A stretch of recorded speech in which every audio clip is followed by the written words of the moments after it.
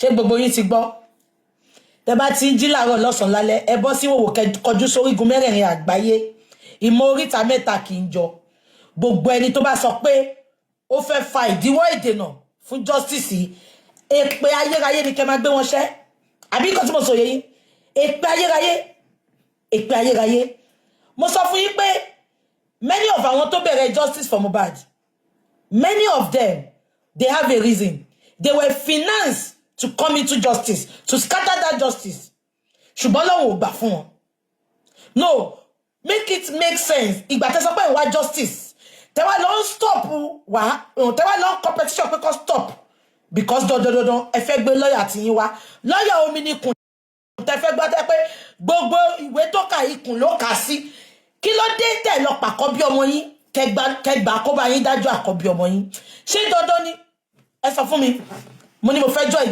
group lọ́yà nsìn wọn ò gbà mí láyè kí ló tí mo fẹ́ sọ pé ó di dandan tí mo sọ pé àfi tipátipá tí ò bá ṣe pé they have their own wicked intention ọlọ́run ò dẹ̀ ní gbà fún wọn àfi tọ́lọ́run bá ti sùn àfi tí Mohbad bá dẹ̀ ti sùn ṣùgbọ́n tí Mohbad ò bá sùn gbogbo yín mo ti sọ fún yín lálẹ́ yìí wọ́n ti sọ fún yín anybody tó bá jẹ́ stumbling block láti débi justice ọlọ́run á bá tiwọn jẹ́ ni ọlọ́run á tú wọn ká níbi tó ti ń dáná ọ̀rọ̀ uncompleted assignment á gbélé wọn lọ́wọ́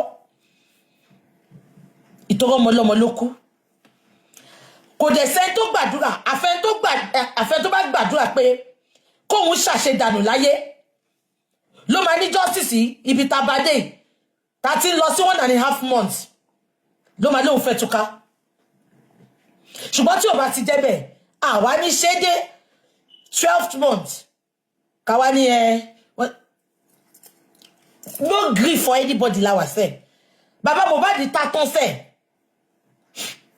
mo bá bàbá sọ̀rọ̀ oúnjẹ tàbí bàbá kọ́tẹ̀ ní kẹgbà 100 million sí pé ká fi justice sílẹ̀ tó ti rẹ gbogbo wa mo nà gẹ̀dẹ̀ sí bàbá ni o mo nítorí àwọn kan tí ń bá mi negotiate ṣé ń gbọ́ mo jọ gẹ̀dẹ̀ sí bàbá ni o mo ní mo pè wọ́n mo ní kó jókòó pé ṣáwọn nìkan ló wà ń bẹ̀ yẹn ṣóyé yín mo ní mo fẹ́ bá wọn sọ̀rọ̀ o ṣe mọ̀ because tabanja náà kàmọ́ bí tá à ń jà sí mo lè fẹ́ fi test bàbá yẹn ni bàbá ní kí n sọ̀rọ̀ pé àwọn máa excuse ibi táwọn wà wọ́n dẹ̀ bọ́ta lóòótọ́ mo ní bàbá àwọn kan bá mi negotiate o pé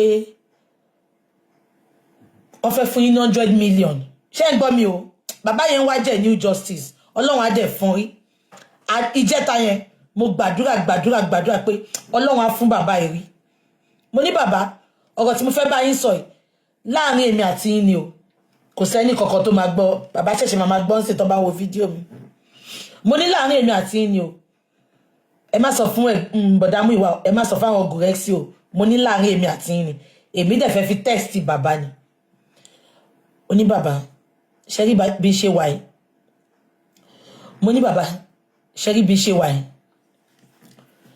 àwọn èèyàn ṣe mọ̀ ọdún kan àbọ̀ gbogbo ìjà tí gbogbo wa ń jà yìí náà mo ní wàhálà yín ni ìtọ́jú tọmọ yóò fún yín láyé kẹgbà tọ́jú yẹn kẹgbà nǹkan tó tọ́ sí yín lọ́tọ̀wọ́ ọmọ yín kó lórí burúkú aláyé bàjẹ́ ọmọ kan tí ò gbóbò lẹ̀ tó fòbòdú ọmọ yín tó jẹ́ pé ó tún pa á kó tún máa wà jẹ níbi tí ò ṣe sí mo ní dẹ̀ kadẹ̀ tún mọ kú tó pa ọmọ yẹn mo ní but lọ́wọ́lọ́wọ́ báyìí mo ní àwọn kan wá bá mi ó ní wọ́n fẹ́ fún yín 100 million o bàbá kí lẹ rí sí mo ní ẹ má tijú fún mi o kọ́kàn yín èmi ó ti lẹ́yìn mo tàn bàbá ò mọ̀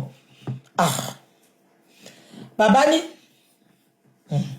ẹ ṣe àǹtí bàbá wọ́n ṣàgbàdúrà bàbá ní kò dẹ̀ sí nǹkan tẹ́ máa tọrọ lọ́wọ́ mi tí mo lè fún yín o ṣé ń gbọ́ bàbá ní ṣùgbọ́n níbi tá wà yìí níbi tá dé yìí bàbá ní mo ò ní fẹ́ ṣẹ̀yìn ṣùgbọ́n àǹtí wà láìtàláì kọ́ fún mi ní 100 billion mi nídìí owó àǹtí Bukky mi nídìí owó yẹn ikú tó pa ọmọ mi ni mo fẹ́ mọ̀ because mo mọ̀ pé ọmọ mi ò kúkú lásán wọ́n pa ọmọ mi ni wà láìtàláì bàbá yẹn dẹ̀ ń bá mi sọ ohun wọn ti fẹ́ máa dàbí pọ́ńkẹ́. Mo gòkè mo wọlé mo ní Allahu Akbar bó ti jẹ́ pé mo mọ̀ túmọ̀ ẹ̀. Bàbá ní Aunty Bukky mo mọ̀ pé wàhálà mi lẹ ń ṣe, ṣùgbọ́n ẹ bá mi sọ fẹ́ni ẹ̀pọ́n ṣe. Bàbá ní gbogbo nǹkan tí gbogbo wa náà ń ṣe fóun Ọlọ́run bò àṣírí. Ó ní kò ṣàṣepọ̀ mọ̀ òun gbowó fóun kó tó kú, kò ṣe pọ́ fóun lówó. Ó ní òun ò dẹ bájà, ó ní gbogbo tiẹ̀ náà eré ẹ̀ kó da kó ṣe dáadáa láyé lòun sá. Ó ní tóun bá jẹ́ bàbá olè olójú kòkòrò ni, ó lẹ ọmọ tó pa ọmọ òun kò ní rọ́mọ òun pa. Òótọ́ dẹ̀ ni tí bàbá yẹn bá jẹ́ olè ni Àṣànà ò lè rọ́mọ yẹn pa, because Àṣànà ò ní gbogbo space yẹn tó mú ìyá ìwọlé, tó mú àbúrò ìyá ìwọlé, tó mú ẹ̀gbọ́n ìwọlé, tó dẹ̀ jẹ́ Mohbad irun tó tún pa. Bàbá ní ó dùn òun pé ọmọ yẹn wá bọ́ta ó lóun jà fún ogún, ó lọ́mọ òun wà láyé gan, ilé òun lòun jókòó sí, ó ní tóun bá jà fún ogún ó ní ṣé bóun ṣe máa rí nìyẹn. Ó lọ́pẹ́lọpẹ́ gbogbo wa ta dúró tòun tá ń sọ́pọ̀tì òun. Ó ní ọmọ yẹn tiẹ̀ ló ń pè, ọmọ yẹn ó wá ń sọ kiri ó lóun jà fún ogún, òun ò jà fún ikú ọmọ òun. Àṣànà àdàbí abìẹ́. Inú mi bàjẹ́ lánàá. Bàbá yẹn ni kò sí iye tó lè fóun láyè ìyá Mohbad olórí ibú. Ó ní kò sí iye tó lè fóun láyè tó máa gbà àfi tó ń bá mọ̀kú tó pa mọ́ òun.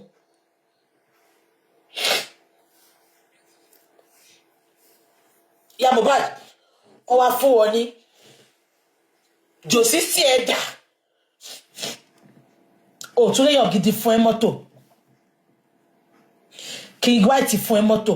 Ṣé King White tí ò yó tí ò rówó repo sí mọ́tò ló fún ẹ mọ́tò?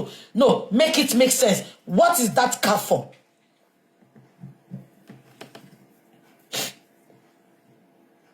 Tọ́ba náà fẹ́ ta mọ́tò yẹn lẹ́kọ̀ọ́ gan, wọn ò lè ra mọ́tò yẹn 50,000. Wo bó ṣe ta birthright ẹ, ìwọ kan náà ló lọ jókòó ló lọ gba 10 million lọ́wọ́ Senator Oko Atobo. Ìwọ lọ mú sínú ilé Mohbad ìgbà tó kú olórí burúkú, inú ilé ẹ̀kọ́ ló jẹ́ kó wà kán wá máa kí ẹ ń bẹ̀, ọmọ ẹ̀kọ́ lọ jókòó sínú Lẹ́kí, ìwọ náà lọ mú síbẹ̀. Ìwọ ló ń gbọ́mọ tó òbí kiri, olórí burúkú ẹ, ìwọ ló ń gbọ́mọ ọmọ kiri bíi pé blessing ò bímọ fún ẹ, àbádúrà ò sì ní bí fún ẹ, àbáwọn kékèké tó ń kó kiri wọn ní bí fún ẹ, olórí burúkú. Ó ta òkú ọmọ ẹ lọ́pọ̀. Ọlọ́run ló ní kí bàbá yìí wà láyé, Ọlọ́run ló ní kí bàbá yìí wà láyé, kó má jẹ́ pé ìyá olórí burúkú yìí nìkan ló wà fún Mohbad. Kí là bá máa sọ lọ́jọ́ tèmi? Gbogbo tó fẹ́ súnmọ́ bàbá yẹn ó fẹ́ bẹ bàbá pé kó stop kó má ṣe díẹ̀ ní kó má ṣe nǹkan kan ni, because ó nídìí sọ pé even àwọn mọ̀ pé pápá ló ń ṣe tàwọn, ṣùgbọ́n káwọn gbà á. Ó ládéhùn tí Àṣànà ṣe fóun ni pé òun tó bá lọ fi ọkọ gan òun ò ní gba ọmọ yẹn lọ́wọ́ wọn. Mo ní ṣe rí alámàlà, mo ní ṣọmọ nǹkan tó ń jẹ́ dey play. Bàbá yẹn fẹ́ lè máa sunkún jẹta, ó ní kò sówó tó lè fóun, ó ní kò tó pa ọmọ òun lòun wá. Àmọ́ dẹ̀ rántí lóòótọ́ ìgbà tí justice bẹ̀rẹ̀ mú rántí, wọn ò mọ̀ pé bàbá ti ní lọ́ọ̀yà, bó ṣe yẹ pé bàbá ọkọ lọ́ọ̀yà yẹn ọ̀pọ̀ wọn gba ìṣẹ́ rántí ìgbà tá bẹ̀rẹ̀ justice tí bàbá sọ pé ẹnìkan táwọn ń ṣe kápẹ́ńtà fún òun ló fẹ́ help àwọn because gbogbo àwọn tí ń support bàbá ń gbà yẹn. Now Fálànà ò mọ̀ pé bàbá ti ní lọ́ọ̀yà, ó wá pé bàbá ó lóun òun fẹ́ rí bàbá àti Àṣànà, wọ́n fẹ́ pè wọ́n pọ̀ bíá wọ́n fẹ́ make peace kan fún lówó. Bí bàbá ṣe sọ fún wọn nìyẹn pé òun ò lè rí wọn lásán, pé ọmọ láti contact lọ́ọ̀yà òun. Bí Fálànà ṣe sádànù tí ò bá bàbá sọ̀rọ̀ mọ́ nìyẹn. Ẹjọ́ kí ló fẹ́ sọ tí bàbá ní kó contact lọ́ọ̀yà tán sá lọ? Kí ló fẹ́ sọ? Bàbá yẹn sọ̀rọ̀ lánàá, mo dẹ̀ rí pé Ọlọ́run á fún wa justice yẹn. Ó lè pẹ́ o, kò ní rẹ̀ wá, kò ní sú wa. Ẹni tó bá dẹ̀ rẹ̀, ẹ take break. I know It's demanding. It's affecting our mental health. It's everything. It's exhausting. It's everything. I know it is not easy.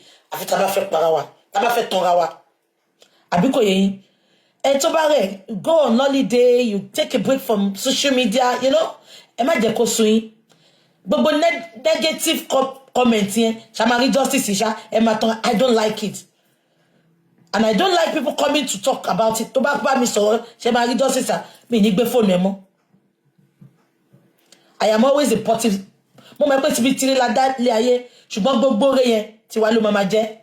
I am always a positive person.